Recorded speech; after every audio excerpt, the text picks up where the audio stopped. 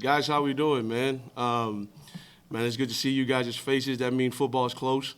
Man, we're having a great camp here, man. Our team is looking phenomenal. Coach Dom and his staff has done a great job, not only for our tight ends, but also our team and the way we look. And I know Coach Freeze has said that a lot, man, but just the way that these guys are moving around, the way that their bodies have changed from year one to year two to year three, man, it's phenomenal. And then also the energy, the speed of practice, man, it's been awesome. We're day, 5 or 6, whatever it is. The great thing about it is, man, we're staying healthy. Miss Danielle and Barry and their folks are doing a great job of getting us this far healthy. And now we just got to keep pushing forward and get ready for another week of camp, and then as we prepare for the season coming forward. So. We'll start with some questions from the media. We'll start with John Manson from Sea Red. Coach, you're also another position that were kind of, helped out with the super senior COVID rules there with Johnny Huntley. I know you're glad to have him back. Is he continuing to progress and develop and be that leader that you need amongst your group? Absolutely, man. Like I said before, man, it's amazing to see the transition of Johnny Huntley from year 1 to 2 to 3. He is the leader in our group. Him and Jerome Jackson both, man. But he's taken that tight end role and has ran with it, from the blocking perspective of it to being physical, and then also just being naturally gifted out there, going out wide, flexing. Just really, really happy with his mindset and where his body is also now. He's heavier than he's been before, but his movement and his speed hadn't changed much. So yeah, John, man, really excited to see where Johnny's at with his game right now.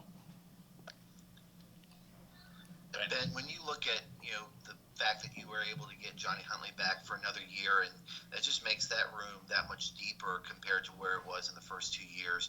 How do you feel about the depth overall, going from Johnny to Jerome to Trevor to a veteran like Michael, who was on the verge of really shining until that injury, on a blocking play, hurt him in 2019, and you had Braden and those guys as well. Man, you look at it now, man. We're aside from the D line group, man, we're probably one of the deepest groups on our team, and we take pride in that. No matter what it is, if coach needs 1, 2, or 3 tight ends in the game, we're going to take pride in that and get our job done if our number's called. But man, like you said, Damien, man, we're so deep in that room right now. Everybody knows their role. They know that they can be called at any time, like you guys saw in 2019, where we just, I felt like Mike was the one that was ready to play. And man, just the development of everybody, I'm really excited about it. Especially the development of Braden, where he is now. Trevor is the one that I'm really excited about. He is the guy that we thought he was going to be last year, but the injuries and COVID and all that, the learning of the system. But to see him where he's at now, man, it makes the competition in that room where Johnny and Jerome's like, man, coach, if I don't come to practice this week, Trevor, Mike, or even Braden may be the one starting on Saturday. So.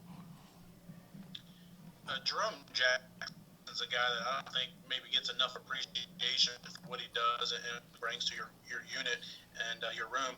And I think that's probably because he's more of a blocking first type guy, where Johnny's out there catching the ball and making plays and that sort of thing. Do you agree with that assessment? Do you think that maybe he doesn't get enough love from the outside that he probably should?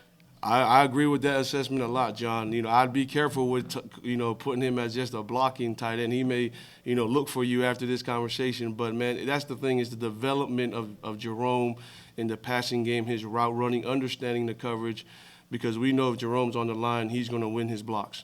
But now his confidence out wide, even today where we were running Skelly, man, he is out there just comfortable in his own world. And that's good to see, to where, we can leave Johnny and Jerome in there and be really comfortable with Johnny, running the routes and Jerome running the routes. And if they want to send in their smaller people, we'll just line up in our 12 formation and pound the rock and, see what you're going to do about it. Ben, have you and Maurice been fighting over who gets Stetson more during this camp? Don't start that. Don't start that, Damien. We're very excited about Stetson, man. I think he's got a role. Obviously, there's a lot that has to be learned in our room. But what we're going to do with him, man, if we need him at the tight end room, we're going to make sure that we put him in a position to be successful. But as you guys can see in certain practices, when we put him outside, that's a big body that can win those one-on-ones. It reminds you of somebody we had not too long ago, just the sheer size.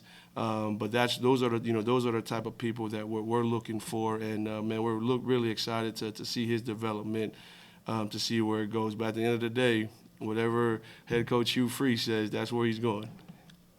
Now, Johnny over the spring mentioned, there are certain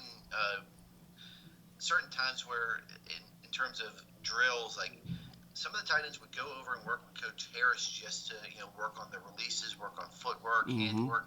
Is that something like Stetson's like moving between both groups right now to learn both positions? Yes, sir.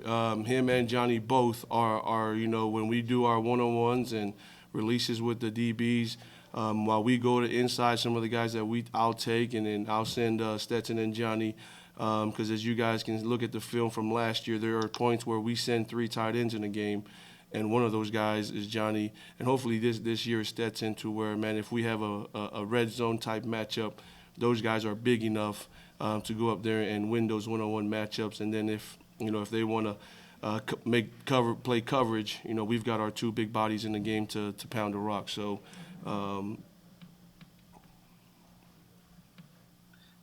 Ben, when you look at this tight end group, and I've looked back at the stats before this staff arrived, and the tight ends really, from a production standpoint, they didn't just pop up. They didn't pop off the page. And how much pride have you guys taken in this offense of getting those tight ends involved, guys like Johnny and Jerome, who were with the previous staff, but really weren't getting utilized in the passing attack? Yeah, that's when we got here from day one. We kind of showed our tight end room, man, the stats of what our offenses have been in the past, and that really just set the tone.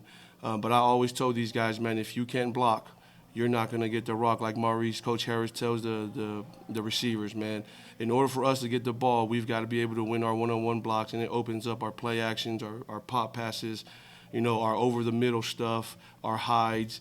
So, man, they've got to take pride first in being physical, and then they'll reap the rewards in the passing game. And then, again, with Coach Austin and his background in the passing game, man, he's really helped our tight ends understand the spacing of coverages and being taking advantages of where the defenses are vacating spaces and things of that nature. So.